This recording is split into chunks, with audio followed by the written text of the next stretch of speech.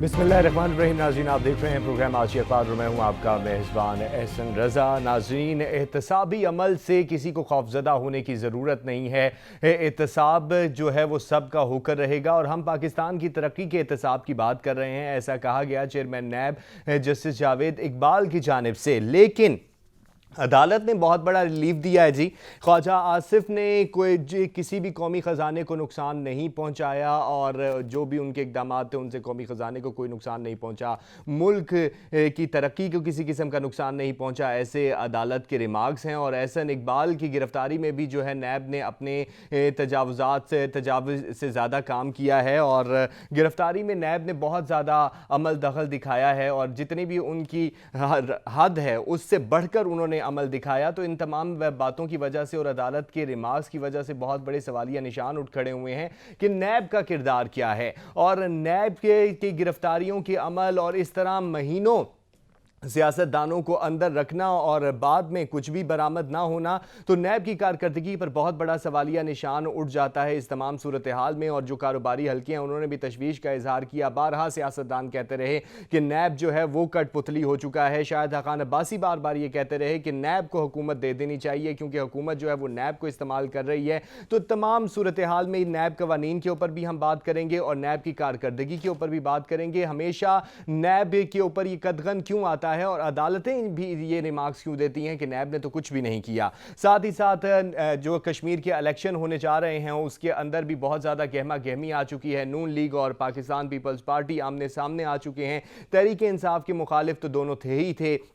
बिलावल भुट्टो जरदारी साहब के बयान से बात करेंगे तो उन्होंने कहा कि नून लीग जो है आर पार की सियासत से अब पांव पकड़ने की सियासत तक पहुंच चुकी है। शाहिद हक़ान अब्बासी साहब ने कहा कि जो इनकी डील हुई अगर मैं उसके बारे में बात करना चाहूं तो मैं रुकूंगा नहीं। कौन सी ऐसी डील थी जिसके बारे में अगर वो बात करने निकलें तो फिर रुकने का नाम नहीं लेंगे। और इसी तरह तहरीक इंसाफ के अंदर भी बहुत ज़्यादा तशवीश पाई जाती है। वो कहते हैं कि कश्मीर के अंदर उन्हीं की हुकूमत बनेगी, जबकि बिलावल भुट्टो जरदारी साहब का जो अमरीका का यात्रा है अमरीका की, उसके हवाले से भी तशवीश पाई जाती है और वो बारहा कहते हैं कि वो अपनी सीवी लेके अमेरिका जा रहे हैं। लेकिन हम भी बार बार बात कर चुके हैं कि और हमें इस बात का जवाब अभी तक नहीं मिला कि क्या पाकिस्तान में हुकूमतें वाशिंगटन से आती हैं।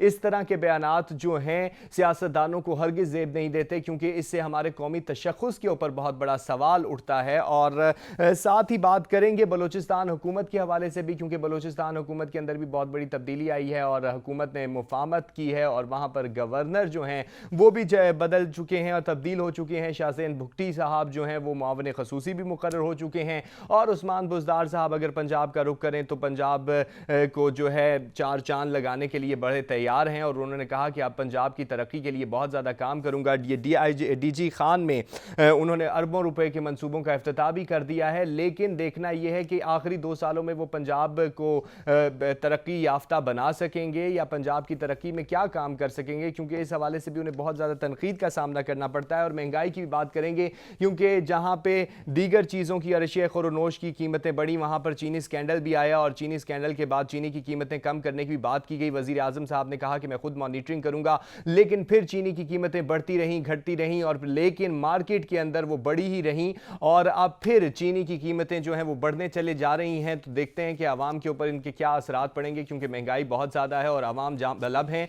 तो इन तमाम मौज़ूआत पर बात करने के लिए जो शख्सियत मेरे साथ स्टूडियो में मौजूद है उनका तारुफ करा दूं तो जनाब चौधरी खादिम अली मांडला साहब हमारे साथ मौजूद हैं और सीनियर तज्ज़ियाकार हैं, पाकिस्तान पीस काउंसिल के जो हैं सरपरस्त आला हैं और रहमान फाउंडेशन के भी सरपरस्त आला मुकर्रर हुए हैं। तो खादिम अली मांडला साहब, एहतसाबी अमल से बात करेंगे कि नैब जो है हमेशा सियासतदानों को पकड़ता है और जब तशवीश होती है और तशवीश तो पाई जाती है सियासतदानों में, लेकिन जब उनकी तफ्तीश होती है और नताइज निकलते हैं तो वो बिल्कुल बरअक्स निकलते हैं क्योंकि इधर सियासतदानों में तशवीश पाई जाती है, उधर नैब में जोर पाया जाता है कि हम बहुत कुछ निकाल के ले आएंगे, लेकिन नताइज बड़े बरअक्स होते हैं। आपने ख्वाजा आसिफ के फैसले में देख लिया, एहसन इकबाल साहब के फैसले में देख लिया और इससे पहले भी जितने फैसले आए उन तमाम फैसलों में आपने देख लिया।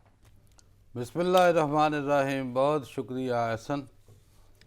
सबसे पहले तो ये जो चेयरमैन नायब का बयान आपने पढ़ा है कि एहतसाब के अमल से किसी को घबराने की ज़रूरत नहीं है, तो मेरा ख्याल आज उसने खुद ही कह दिया जिसके मतलब डे 1 से मैं कहता आ रहा हूँ 4 साल से कि अगर किसी चोर को, डाकू को कहा जाए, दो को, कि भाई एक को अच्छा थानेदार अपॉइंट करो, तो वो किस तरीके का करेंगे। तो ये जो चेयरमैन नायब है, इसके ऊपर कतन कोई तवक्को नहीं थी, क्योंकि ये सिलेक्शन जो है ना, ये जरदारी और उसकी नवाज शरीफ की थी, उन्होंने इसको लगाया था।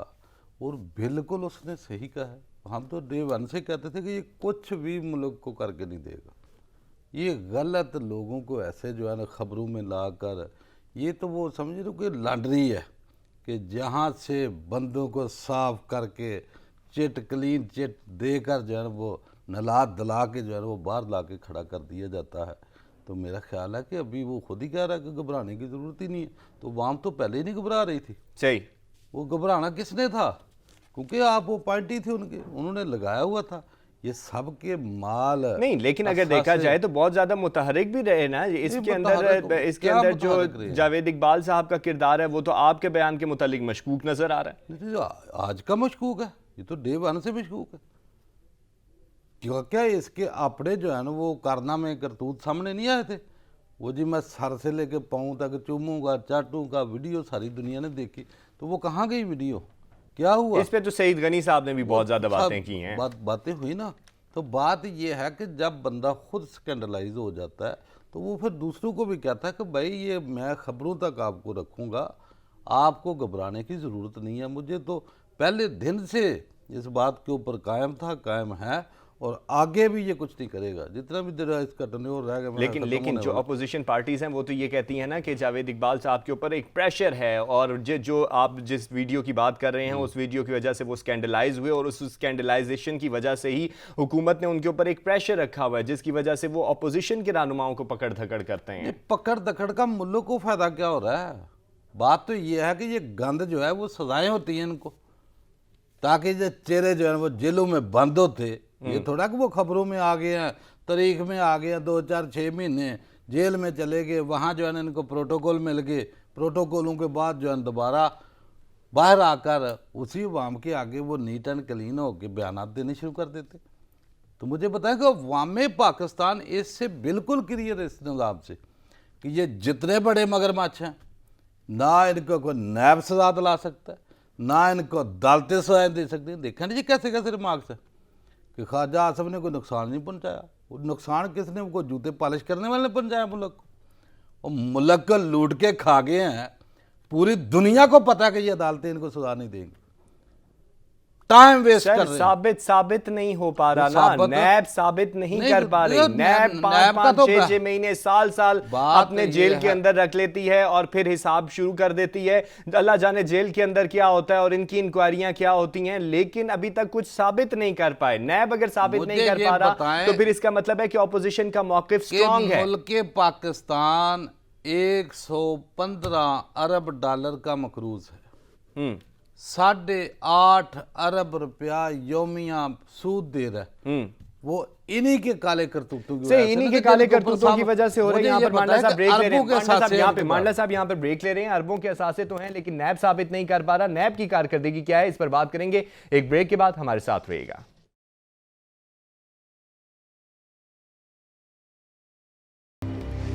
वेलकम बैक नाज़रीन। बात हो रही थी नैब के किरदार के ऊपर, और 2 अदालतों ने बड़े फैसले सुना दिए हैं। और इस्लामाबाद हाई कोर्ट ने कहा कि एहसन इकबाल पर नैब करप्शन साबित नहीं हो सकी, और लाहौर हाई कोर्ट ने कहा कि ख्वाजा आसिफ ने कौमी ख़जाने को किसी किस्म का नुकसान नहीं पहुंचाया। तो ये 2 बहुत बड़े अदालती रिमार्क्स हैं। मांडला साहब, इतने बड़े अदालती रिमार्क्स और नैब का किरदार, जबकि कारोबारी हल्के हैं उनके अंदर भी तशवीश, तो नैब जो है पकड़ धकड़ में तो बहुत ज़्यादा एक्सपर्ट है, लेकिन सबूत देने में एक्सपर्ट नहीं है। वजह क्या है? देखो, बदबख्ती यही है एहसन कि पाकिस्तान पूरे की तारीख कत्ल हो, डकैती हो, मनी लॉन्ड्रिंग हो, हर चीज़ का सबूत सामने होता है। यानी कि बंदा कत्ल होता है तो लाश तो पड़ी होती है। कराची में 100 बंदा, 70 बंदे, सामने मॉडल टाउन, दिन दिहाड़े, सारे सबूत है ना। मनी लॉन्ड्रिंग, टीटी अकाउंट, ये शहबाज शरीफ था तो इसके वो सारे 1.5 करोड़ से जो है वो 7 अरब तक, फिर अकाउंटों में पैसे ट्रांसफ़र, नौकरों से पैसे, ये टीटी फलूदा अकाउंट जरदारी के, ये बड़े बड़े ये शीश माल बाहर खड़े हैं, सबूत सारे हैं, सारी दुनिया को नज़र आते हैं। पाकिस्तान नहीं, पाकिस्तान से बाहर जो पूरी दुनिया है वो भी देखती है कि ये किन चोरों और लटेरों के जो है ये इधर महल्लात खड़े हैं, लेकिन अफसोस कि सिर्फ हमारे अदारों को नजर नहीं आता। अच्छा, इनकी आंखें बंद हैं। क्यों नहीं इनकी नजर आते? नजर इसलिए वो हराम खाते हैं, और किस लिए। अच्छा, पाकिस्तान में क्या होता है कि माल लो, हराम दो और यशी करो, सीधी सी बात है। करप्शन इतनी है, फिर खुद अपॉइंट करते हैं। जब एक आदमी बहुत बड़ा दहशत गर्द हो, माशी दहशत गर्दों की बात कर रहा हूँ, जब वो अपॉइंट करा लेते हैं अपनी मर्जी के थानेदार, अपने जज, अपने जो डीसी, एसी, एसपी, नैब, एफआईए, तो कौन इनके जो है ना वो सबूत सामने लाए? नहीं तो फिर अपॉइंट वो कौन इनकी करेगा? नौकरी करते अपॉइंट हैं। कौन करेगा फिर? आपने देखा ये नहीं तो वो सिस्टम पिछले का एक दिनों- हिस्सा है। वो जो पिछले दिनों वो जज ने सजा दी थी, वो फौत हो गया, क्या नाम है, अरशद मलिक, तो उसकी वीडियो भी इनके जब हाथ लगी तो वीडियो वाले को कैसे कैसे उन्होंने नचाया, क्या क्या किया, कभी जाती उमरा में, कभी मदीना पाक में। तो ये साबित कर सकते भाई पूरा एक सिसिलियन माफिया, जो गॉड फादर के इन लोगों को नाम दिए जाते हैं, तो सिसिलियन माफिया क्या इतना कमजोर होता है जो उनको आम बंदा आराम से कहे कि जी साबित हो गया जी? वो भाई सारी दुनिया के सामने ये साबित है कि ये डाकू हैं, मुआशी दहशतगर्द है, कातिल हैं। पूरी दुनिया को पता है। ये दारे जो है अंधे के अंधे, भाई दारे जो मर्जी फैसला करें, अदारों से तवक्को यही, अदालतों से बिल्कुल यही तवक्को नहीं, अदालतों से तवक्को ये है, इदारों से तवक्को बिल्कुल ये है, तो यही फिर तवक्को है। सजा कौन देगा? कि गरीबों को सजा मिलेगी, मुआशी दहशतगर्द जितने ये बड़े बड़े मगरमच्छ हैं ये आजाद फिरे। यानी आपको लगता है कि ये इदारे भी कभी साबित नहीं ये कर निजाम में पाएंगे कि तामीरी है। हकीकत क्या है, और इसी तरह से तमाम लोगों को रिहाइयां मिलती रहेंगी। सारे रिहा नहीं हैं आपके। थोड़ी सी बात करते हैं आसिफ अली जरदारी साहब के हवाले से भी, क्योंकि नैब का किरदार तो हमेशा से ही मशकूक रहा है। आसिफ अली जरदारी के हवाले से भी बात करेंगे। आसिफ अली जरदारी साहब की भी पेशी हुई, उन्हें भी जमानत जो है मिल गई, अबूरी जमानत उन्हें भी मिली है, और उनसे एक सवाल किया गया कि आप आते हैं तो आपकी तो तमाम पेशियां हैं, आप नवाज शरीफ साहब को पेशी का मशवरा क्यों नहीं देते? तो उन्होंने कहा कि मैं अब किसी किस्म का कोई मशवरा नहीं दूंगा। तो क्या देख रहे हैं आगे मुस्तकबिल? उससे सही कहा कि मैं क्यों मशवरा दूं। उसने कहा कि उसका डोमिसाइल मेरे से बेहतर है, तो वाकई पूरी दुनिया को पता है कि जो शरीफ खानदान है उनकी डोमिसाइल बेहतर है। वो पहले मेरा फिर उसको जमानत उसकी दायर की तो अदालत ने क्या कहा कि जब तक मुलज़म अदालत में ना आए, हमजा शहबाज साहब की, नहीं शबाज है इसके लिए, आसिफ आसिफ अली जरदारी के लिए एक जरदारी दिन की। पहले, अच्छा कि वो हाजिर होगा बिनफ्स नफीस जी। तो जमानत होगी, वजदान तो नहीं होगी। अच्छा। लेकिन उधर अगर देखा जाए लाहौर, तो हमजा शहबाज तो मेरा घर में था, तो जमानत जज साहब ने दे दी थी। सही। फिर एक ही दिन में किस तरीके से शहबाज शरीफ को बाहर जाने का इजाजतनामा मिल, तारीख के कैदी मफरूर आजम जेलों में बंद, कैसे सारे अदारे हरकत में आए, डॉक्टर, जाली रिपोर्टें, वो उधर जनाब 6-6 घंटे सभी चहल कदमी हैं, तो इधर उसकी क्लच प्लेटें नीचे ऊपर थी। तो डोमिसाइल तो फर्क हुआ गया ना। उसने बताया भाई उनका डोमिसाइल अच्छा है मेरे से। तो ये अभी जो बाहर फिर रही है मरियम, तो ये भी क्या थी, तो जमानत भेजी, मैं बाप की वो कर दिया है, वो यादत के लिए मुझे जमानत दो। वो यादत कौन, किधर है बाप इसका? वो खुद बाहर है। ये जिसने जमानत देख कहा था मैं जी वो लाऊंगा उसका वापस, ये खुद भी कैसे, ये सारी डीलें हैं। हंदी है दुनिया कि जरदारी बाहर है, फरियारपुर तारपुर बाहर है, पूरे जो है बड़े बड़े मगरमच्छ उधर सिंध वाले भी बाहर है, ये भी बाहर है। सही। जो रहेंगे 2-4 वो भी बाहर आ जाएंगे, फिर आके तन दराएंगे, फिर मुल्क को लूटेंगे। ये निज़ाम जो है ना, ये एनआरओ का नाम है, सबको एनआरओ मिला हुआ है। अच्छा। सबका मिला हुआ है। पीपल पार्टी भी एनआरओ से बाहर है। ये मरियम देखो बाहर किस लिए, बाहर जो नवाज शरीफ है वो किसने भेजा, वो किसी डील के तहत नहीं गया तो ना। एनआरओ दिया किसने? किसने देना? हाँ, निजाम आपका एनआरओ। अच्छा, निजाम ही आपका एनआरओ है, और और उसी के निजाम जरिए से है। आपको एनआरओ मिल रहे हैं। भाई देखो ना, निजाम कैसे नहीं देगा कि जिन्होंने हिसाब देना, सजाएं देनी है, उनके पास अपनी मनी ट्रा लेनी है। जब उनसे पूछा जाता है तुमने ये कहाँ से बनाए, वो आंखें नीचे कर लेते हैं, हम क्या हाथ बनाए। ये सब एक ही जो है ना, वो हमाम के जो है वो नंगे, सब नंगे, सही, यानी आप कोई सब एक ही कोई इमाम के उम्मीद लग नहीं रहे हैं। है। लेकिन मांडा साहब, मैं आपसे ये जानना चाह रहा हूँ कि जिस तरह आसिफ अली जरदारी साहब का बयान है, कश्मीर इलेक्शन के ऊपर से हवाले से भी अगर बात करेंगे तो नून लीग के ऊपर बिलावल भुट्टो जरदारी साहब ने भी बड़ी तनकीद कर दी, आर या पार की सियासत से पांव पकड़ने की बात कर दी। तो इन दोनों के ताल्लुकात तो बहुत ज्यादा खराब होते हुए नजर आ रहे हैं। हुकूमत को देखो, कितना बात यह फायदा है, होगा इस कोई चीज का? खराब नहीं। देखो ये सियासत है, खराब कोई नहीं। वो आर पार की बात तो वो करते थे ना, वो आर या पार या अंदर या बाहर, तो वो आर पार यही होता था और क्या होता था। अच्छा, कुछ जेलों में थे, वो आर पार हो गए तो वो बाहर हो गए। इस तरह के बयानात से हुकूमत को कितना देखो, फायदा होगा? नहीं हुकूमत को तो क्या, हुकूमत कौन सी हुकूमत है, हम्म। क्या हुकूमत है, वो कर्जा ही लेना ना। अच्छा। हुकूमत ने करना क्या है सही। भाई, जो भी हुकूमत आएगी पिछली हुकूमत से बढ़ के मुल्क को मकरूज करेगी। अच्छा, वो बयान देंगे, इधर से काउंटर बयान देंगे, और हुकूमत ने क्या करना? यानी आप आसिफ अली नहीं, जरदारी साहब के बयान को की रोशनी में ये कह रहे हैं जिसका उन्होंने कहा कि हुकूमत तो है ही नहीं है किसी नहीं किस्म तो की भी। हुकूमत कहाँ को नजर आ रही सही। है भाई? अगर हुकूमत होती है, चोर लटेरों के लिए कोई ऑर्डिनेंस जारी करती, हम्म। पहले ऑर्डिनेंस तो दिन पहले से भी पीट रहे ऑर्डिनेंस तो पहले भी हैं बहुत ये सारे जारी हो चुके अदालतें, हैं। ये नैब, ये एफआईए, ये कुछ इनका नहीं बिगाड़ सकती। ये प्राइम मिनिस्टर से यही उम्मीद थी अवाम को। अच्छा, वो आज तक उम्मीद में बैठे हुए हैं कि इन चोरों लटेरों डाकू और कातलों से जो है ना मुल्क को आजाद कराओ। लेकिन वो उम्मीद पूरी नहीं हुई। नहीं, किधर होगी? अभी वो थक गया, थक के उसने वो क्या कहा बलोचिस्तान में कि भाई ये जो नाराज बलोच है, इनको भी जो है उनसे बात करने को सोचो। भाई करो इनसे, वो इन मुआशी दहशत गर्दों से तो कम नुकसानदेह होंगे ना, जिन्होंने मुल्क लूटा है। ये बड़े नहीं, बड़े लेकिन मेरी बात मेरा आपसे सवाल ये है कि अब वजीर आजम साहब मुफाहमत की तरफ बढ़ रहे हैं, तो जैसे क्या कि उन्होंने करेगा जैसे उन्होंने पार्लियामेंट में भी इंतखाबी इस्लाहात के ऊपर जो है अपोजिशन की तरफ हाथ बढ़ाया और उन्होंने कहा कि आप हमारे साथ चलें। इसी तरह बहुत से और भी मामलात हैं। तो अगर यही स्ट्रक्चर पहले से उन्होंने रखा होता और कोई मुफाहमती कर रहे होते तो आज मुल्क को कोई फायदा तो होता। आज जितनी मुल्क को महंगाई, फायदा नहीं हो सकता। आज मैं महंगाई कहता हूं ये आसमान पर है, मुफाहमत आज करे या महंगाई आसमान मज़ामत पर करे। है, लोग जो हैं तड़प रहे हैं, लोगों की इमरान हालत जो है वो खान खराब है। मज़ामत करे या मुफाहमत करे, मुल्क को फायदा नहीं होता। अच्छा, मुल्क को मुजामत करें या फायदा मुफाहमत नहीं, करें, किसी किस्म का फायदा नहीं है। क्या मुल्क को कहां से होगा? मुल्क को फायदा तब होगा जब इन चोरों लुटेरों को लटका के माल वापस लाया। अच्छा, और वो माल कभी वापस आना नहीं है। अभी ये सलामती कौंसिल का कितना बड़ा को 80 पता नहीं कितने मेंबर बुला के, वो मिलिट्री चीफ और दूसरे ISI चीफ उधर जाके ब्रीफ। भाई उनसे सलामती कौंसिल है, जिन्होंने मुल्क की सलामती को दाव पे लगाया है, वो सारे वहां थे। वो मुल्क को लूटा, मुल्क मुआशी तौर पे तबाह किया है। आपको मुआशी दहशत गर्दों ने तबाह किया और तमाम मुआशी दहशत गर्द वहां बैठे हुए थे। लेकिन मुझे वजीर आज़म साहब वहां पर सलामती नहीं थे। हो रही है ना। लेकिन वजीर आज़म वजीर साहब आजम वहां पर क्या नहीं करे, क्या करे भाई? वजीर आजम कहता है ये चोर है, थे। अच्छा, अदारे छोड़ देते, नहीं पकड़ते ना।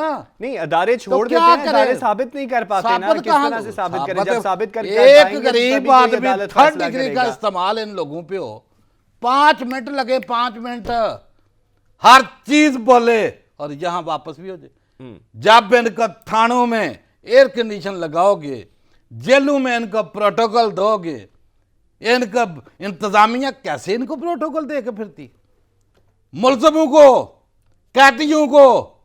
तो आप तवक्को लगा के बैठे हैं कि इनको एयर कंडीशन में कौन 10 भाई, अगर 10 बंदे ने 150 अरब की चोरी की हो, तो अगर 3 साल भी वो जेल में रहे तो पर मंथ कितने अरब की तनख्वाह पड़ती है उसको? एक बंदा 5 अरब लूटता है या 12 अरब लूटता है, उसको साल जेल में रहना, उसने बोला कोई मसला ही नहीं, वो 1 अरब रुपया महीने की सजा है ना, मुझे क्या। तो इधर तो 5,000 की नौकरी नहीं किसी को मिलती, तो उसको 1 साल या 2 साल 3 साल रहने से क्या कर, कोई फर्क पड़ता है उसको? कोई फर्क नहीं पड़ता।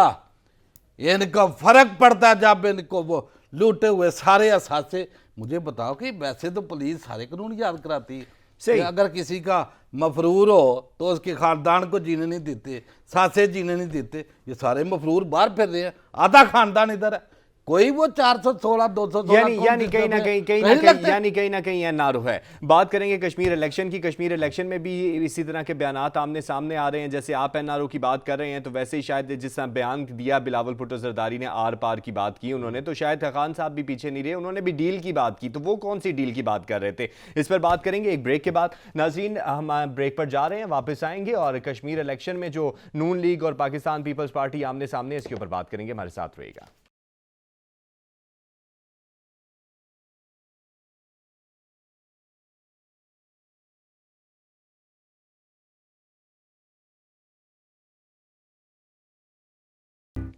वेलकम बैक नाज़रीन। बात हो रही थी कश्मीर इलेक्शन पर। आज़ाद कश्मीर इलेक्शन हैं और जो हमारे सियासतदान हैं और सियासी पार्टियां हैं वो दस्तों गिरेबां हैं और नून लीग और पाकिस्तान पीपल्स पार्टी आमने सामने हैं। तहरीक इंसाफ के ख़िलाफ़ मुखालिफ तो ये पहले से थी। मांडला साहब, बयानात को अगर देखा जाए तो बात हो रही है आर पार की और बात हो रही है डील की। शाहिद खान अब्बासी साहब ने भी कहा कि अगर मैं डील की बात करने आऊँगा तो रुकूंगा नहीं। तो वो ऐसी कौन सी डील है जिसकी बात करने आए तो वो रुकने का नाम ही नहीं लेंगे? देखो जी, दोनों फरीकान को पता है और सारी दुनिया पाकिस्तान के अवाम को भी पता है कि ये दोनों पार्टियां डील के तहत ही बाहर हैं। अच्छा। बयान देने वाले जैसे शाहिद खान अब्बासी है, तो इसके ऊपर भी ये LNG स्कैंडल का बहुत बड़ा मुकदमा है, जेल से बाहर। उधर देखो तो वो राजा रेंटल, ये दोनों एक्स प्राइम मिनिस्टर थे ना। दोनों पार्टियों से एक एक बंदे जितने जेल से बाहर है ये सब डील के तहत बाहर है। मुझे बताएं कि असासे मौजूद हैं, अंपायर मौजूद है, काउंट भी बोल रहे हैं, बिजनेस अंपायर भी बोल रहे हैं, अंदरूने मुल्क बैरूने मुल्क सुप्रीम कोर्ट में लिस्ट पड़ी हुई है। 400 बंदे से ज्यादा पनामा लीग जो लिस्ट मौजूद है। तो मुझे बताएं कि ये दारे तनख्वाह किस चीज़ की ले रही है? ये 8-8, 10-10, 15-15 लाख रुपया तनख्वाहें, मराद, बंगले, नौकर चाकर, गाड़ियाँ, ये क्या काम है इनका कि वो लिस्ट तलब करो बंदों को? ये बाहर जो फिर रहे हैं इनके अब माल मंगवाएं, ये खुदा का खौफ खाएं। ये लोग जो इतनी इतनी तनख्वाहें मराद के साथ जो है ना वो इंजॉय कर रहे हैं, प्रोटोकॉल ले रहे हैं, सल्यूट ले रहे हैं, तो किस लिए ले रहे हैं आप लोग? भाई इन चोरों, डाकुओं, लुटेरों को पकड़ के बंद करने की, कि जब ये दंदनाते फिर रहे हैं सबको पता है कि ये क्या से क्या, कोई साइकिल पंचर वाला को पता नहीं कौन सा कोर्ट के जो है ना वो रक्षा चलाते हुए को कहाँ से। मुझे पता है को 10% से 100% को कितने %, ये को भूल गई दुनिया। हर पार्टी जो भी बाहर फेरे ये तमाम किसी डील के तहत। अच्छा। जब बोलते हैं तो फिर जुबान रोकते क्यों? जुबान बोलो, क्यों नहीं बोलते? जुर्रत पैदा करें, फिर आप बताएं। ये सब एक दूसरे के वाकफ हैं। जब जरूरत पड़ती है तो बयान क्या कह देते थे? हाँ, मासफ जरदारी को चौकों पे घसीटेंगे, उल्टा लटकाएंगे, पेट फाड़ेंगे, लूटा हुआ सरमाया वापस लाएंगे। तब फिर जनाब आसफ जरदारी को घर बुलाते हैं, को 72-70 किस्म के खाने खिलाते हैं, फिर उसके ड्राइवर बन जाते हैं। फिर बिलावल भी जनाब रायवेंड भी जाता है, जेलों में भी जाता है। फिर ये भी जनाब उधर माथा रगड़ दे, सारे लड़का ना पहुंचे, शीरो शक्कर हो जाते हैं। लेकिन अभी वो शीरो शक्कर नहीं है ना, अभी तो एक दूसरे के आमने सामने हो गए। जो अभी कुछ कोई अर्सा भी पहले नहीं, सियासी बहन भाई थे वो आज एक दूसरे को बुरा भला कह रहे हैं। जो पार्टियां इत्तेहाद में आ रही थी वो एक दूसरे को बुरा भला कह रही हैं और इस शद्दोमत में बुरा भला कह रही हैं कि आगे किसी किस्म की मुफाहमत का कोई रास्ता ही ना बचे। नहीं, ये बात नहीं है। अच्छा, ये जब इनको जरूरत पड़ेगी कि मुफाहमत कर लेंगे, नहीं हम मुफाहमत, ये जब तक ये इमरान है वजीर आजम, ये एक ना एक दिन वो दूसरे जंक्शन पे इकट्ठे हो जाएंगे। अच्छा, अभी भी देखो ना वो उन्होंने डबल गेम खेलती है नून लीग के बयानात के लिए। ये 2-4 रखे हुए हैं उन्होंने, को बरियम रखी हुई है, ये शायद खान बासी और दूसरा तीसरा। तो शहबाज तो नहीं बयान देता ना, कि वो शहबाज असम्बली की, वो पार्लियामेंट की सियासत करता है। उधर वो इकट्ठे हैं और बाहर बयान दूसरे दे देते हैं, अंदर वो इकट्ठे रहे। अच्छा, ये सारा यानी आपको नून और शीन नजर नहीं आता नून लीग के अंदर ना? ये नून शीन एक ही है सारे। अच्छा, सब चोर जो है। सही, चोरों का कौन शीन नून है? मुझे बताया कि नून क्या कम चोर है और शीन उससे ज्यादा बड़ी चोर है। आप इनकी करतूत तो देखे ना, वो फाइलें, FIR, मुकदमात, इनके करतूत के हिसाब से इनको न बुलाया जाए। अवाम पाकिस्तान जब तक इन चोरों, डाकुओं, लुटेरों, कातलों को इनकी डिग्रियां ये हैं, ये हुक्मरान तो इनको कहना जो है वो शर्म आती है, लीडर कहते शर्म आती है। वो चोर को चोर कहो, जितने बैठ के आके भाषण देते हैं। मुझे बताएं कि जब इनके असल करतूत तो वो है। सही, यानी बयानात तक बातें महदूद हैं, बयानात तक बातें महदूद हैं, हकीकत कोई नहीं सामने खोल के ला रहा है, एक जैसे आपको नजर आ रहे हैं। लेकिन बिलावल भुट्टो सरदारी साहब ने अमेरिका जाना है तो पाकिस्तान तहरीक इंसाफ को बहुत ज्यादा इस पर तशवीश है। वो बार बार ये कहते रहे, जिस तरह के शहबाज गिल साहब का बयान जो था, उन्होंने कहा कि वहां से वो अपनी नौकरी पक्की कराने जा रहे हैं, तो यहां से मुराद जो है मुराद सईद साहब, उन्होंने भी ये इल्जाम धर दिया उनके ऊपर कि वो अपनी CV लेके जा रहे हैं। तो आपको नहीं लगता कि ये हमारे कौमी तशख़्ख़ुस के मुनाफी होगा कि इस तरह के हम अगर इल्जामात और बातें करेंगे? तो उनको कौमी तशख़्ख़ुस से क्या गरज है? वो साथ तशख़्ख़ुस 12 में नजर आ रहा है। उन सबको पता नहीं इनका तो शख्स क्या है। अच्छा, उनको पता है ये चोर हैं सारे, माल लूट के इधर आएंगे, फिर उन्हीं से जाके आशीर्वाद लेके यहाँ आते। नहीं तो फिर और इसका कहाँ अगर पे? अगर वहां से आशीर्वाद लेकर आते हैं तो तो कहाँ फिर पे जो आते? मौजूदा हुकूमत है उसके ऊपर भी तो एलिगेशन लगते हैं, वो भी तो फिर देखो, आशीर्वाद लेके ही आई देखो, होगी। बात ये है, सुने मेरी बात। ये पहली हुकूमत डे वन से, पहले दिन से हम कहते हैं कि ये पहली हुकूमत है जो मेड इन पाकिस्तान थी। अच्छा, अवाम पाकिस्तान ने उनको रिजेक्ट किया, दोनों पार्टियों को। लेकिन अवाम पाकिस्तान अब वापस उन्हीं की तरफ जा रही है क्योंकि उनके पास अवाम कोई ऑप्शन पाकिस्तान- नहीं है। देखो बात ये है कि ये तो हर जगह का रूल है। वो कहते हैं ना कि बन के एक हादसा बाजार में आ जाएगा, जो ना हो सका वो अखबार में आ जाएगा। चोर और चक्कू की करो कदर, मालूम नहीं कौन कब किस सरकार में आ जाएगा। जब चोर, डाकू, लुटेरे, कातल, दहशतगर्द, मनी लॉन्डर बाहर होंगे तो वाम कहाँ जाएगी?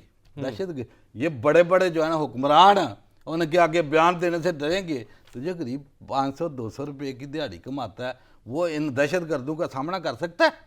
आपने देखा नहीं सामने नहीं, मॉडल तो? दहशतगर्दों का सामना तो कर भाई सकते ये हैं। क्या आप कह हो रहे हैं- रहा है? आप कह रहे हैं कि मेड इन पाकिस्तान गवर्नमेंट थी, ठीक है, तो इसका मतलब है जो पहले वाली गवर्नमेंट थी वो मेड इन पाकिस्तान नहीं कहां थी। से मेड इन पाकिस्तान थी? मेड इन पाकिस्तान होती तो पाकिस्तान को लूट के बाहर लेके जाते, पाकिस्तान में रखते, पाकिस्तान को बनाते।